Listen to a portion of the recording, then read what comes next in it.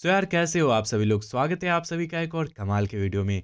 और आज हम लोग जानने वाले हैं कि आप अपनी ट्रेडिंग जर्नी में, आप अपनी इन्वेस्टिंग जर्नी में कैसे शेयर को खरीदते समय एवरेज करोगे, या फिर ट्रेडिंग करते समय सी पी बाई करते समय आप कैसे एवरेज करोगे। एवरेज करने का सही तरीका क्या है, मेरी बात सुन लो। मार्केट में जो अफवाह चल रही है वो एकदम गलत है, और अब तक तुम शायद जो करते आ रहे हो वो भी एवरेज करने का गलत तरीका है। सो यार मेरी वीडियोस को ध्यान से देखना, और एक बार ऐसे-ऐसे भगा के मत देखना। ऐसा करोगे तो तुम्हें घंटा कुछ समझ नहीं आएगा, और जो तुम्हारे पैसे हैं उसकी लंका लगने वाली है।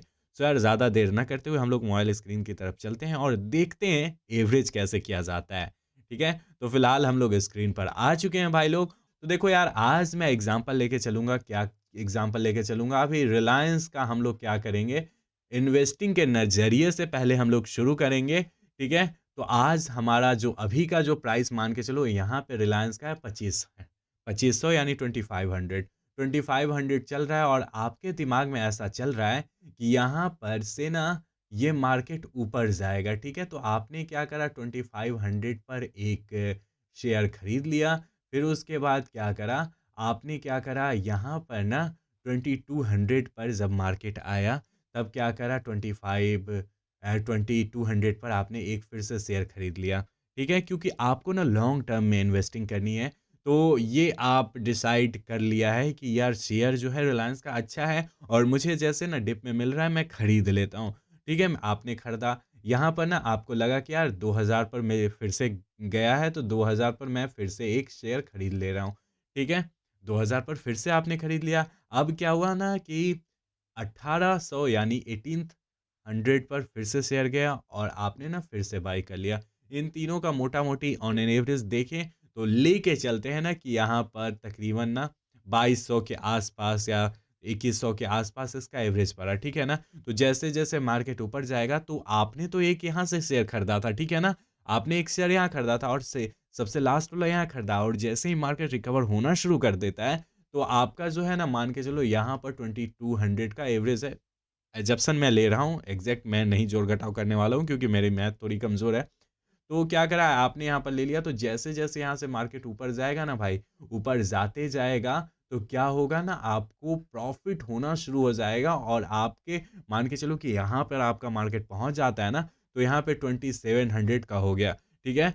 तो आप लेके चलोगे कि यहाँ पर 2200 ने आपने 2200 पर आपने खरीदा था, और 2700 पर आपने बेचा, तो एक शेयर में आपको 500 का मुनाफ़ा हुआ, 500 का प्रॉफ़िट हुआ, ठीक है?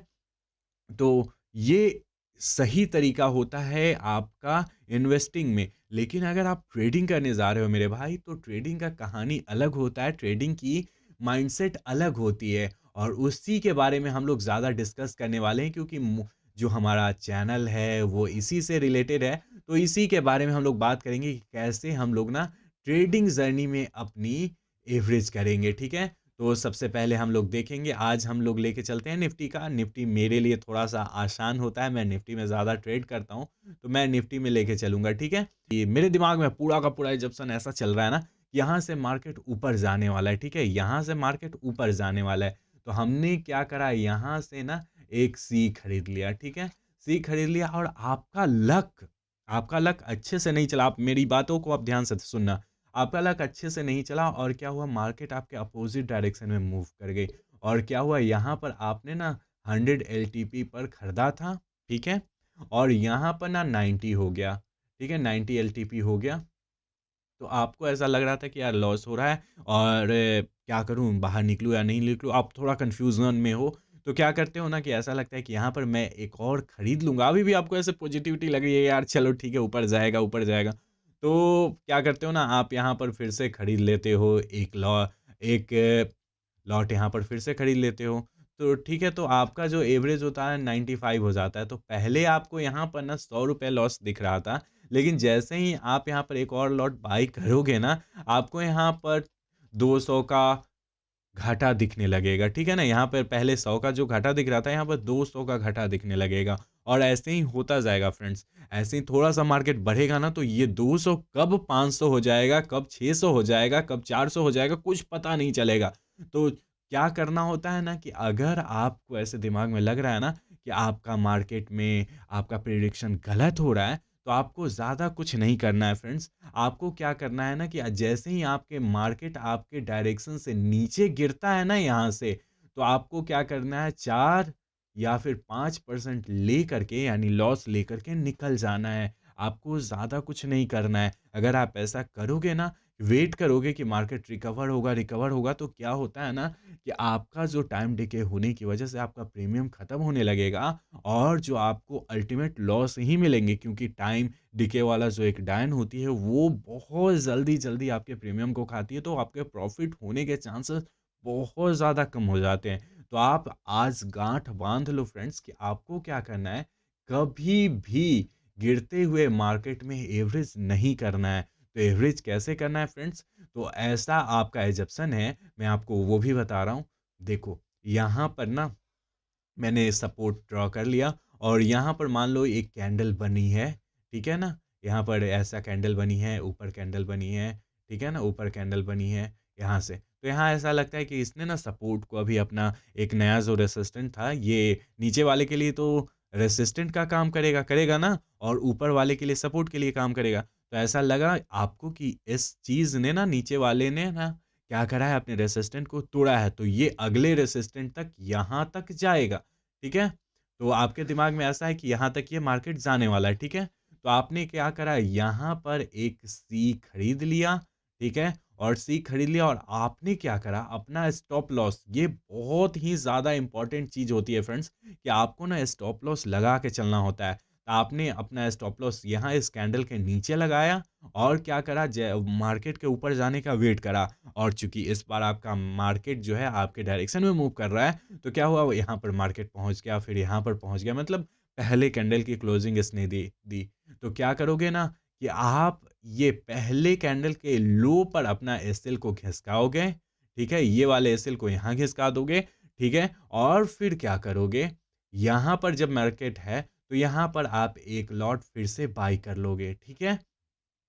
इस तरह से क्या होगा कि आपका जो एवरेज प्राइस जो आपने यहाँ पर 100 पर खरीदा था ना, वो आपका 120 पर होगा, लेकिन आपकी प्रॉफ़िट ऑलरेडी फ़ायदे में चल रही है, तो वो ऐसा कुछ नहीं होगा, वो घाटा का सौदा नहीं होगा। और जैसे-जैसे मार्केट ऊपर जाएगा फ्रेंड्स, आप क्या करोगे अपने एसएल को ऊपर खिसकाते जाओगे, यहाँ मार्केट पहुँचा, आप अपने एसएल को यहाँ पर करोगे और साथ में यहाँ पर एक फिर से बाय करोगे।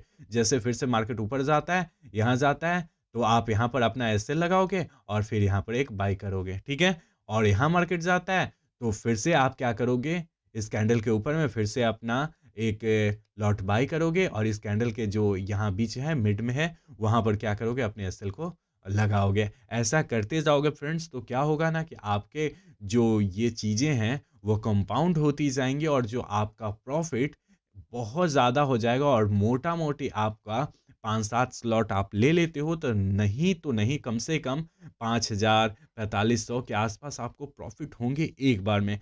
तो यार ये आपको ध्यान में रखना और जैसे ही फ्रेंड्स आपका 10% या फिर 10% से ऊपर जाता है तो आप चक्कर में ये रहना कि जैसा हो सके जितना फ़ायदा हो सके उतना फ़ायदा लेके निकलना है। इन शॉर्ट शब्दों में कहें तो फ्रेंड्स आपको गिरते हुए मार्केट में आपको एवरेज नहीं करनी है, चढ़ते हुए मार्केट में मीन्स आपके डायरेक्शन में जब मार्केट मूव हो रहा है, तो क्या करना है ना आपके डायरेक्शन में आपको खरीदते जाना है। अगर आपके पैसे बढ़ रहे हैं तभी एवरेज करो, घट रहे हैं, नेगेटिव में दिख रहा है मत करो। और यही बात सेम उल्टा हो जाता है फ्रेंड्स, अगर आप लॉन्ग टर्म की सोच रहे हो और अगर आप चाहते हो कि आपको इन्वेस्टिंग करनी है, तो आपको क्या करना है गिरते हुए मार्केट में खरीदो बाय एट डिप जितना ज़्यादा आप नीचे जाके खरीदोगे उतना ज़्यादा आपको लॉन्ग टर्म में प्रॉफिट होने वाला है। ये इन्वेस्टिंग में होगा क्योंकि यार इन्वेस्टिंग में टाइम डिके नहीं होता है उससे कोई दिक्कत नहीं होती। आप जितना नीचे जाते पर आप क्वालिटी स्टॉक खरीदते जाओगे उतना ज़्यादा आपको प्रॉफिट होगा क्योंकि लॉन्ग टर्म पर फ्रेंड्स जो अच्छे क्वालिटी के स्टॉक होते हैं ना वो ऊपर ही जाते हैं। तो अगर आप गिरते हुए मार्केट में इन्वेस्टिंग में कर रहे हो सही है लेकिन ट्रेडिंग में भूल कर गए के भी आपको नहीं करना है। सो फ्रेंड्स मुझे ऐसा लगता है कि मैंने जो चीज़ें थी वो आपको अच्छे तरीके से समझा दिया है और फिर मिलते हैं आपसे एक अच्छे वीडियो में कोई नए टॉपिक के साथ। सो ध्यान रखना और चैनल को सब्सक्राइब कर लेना।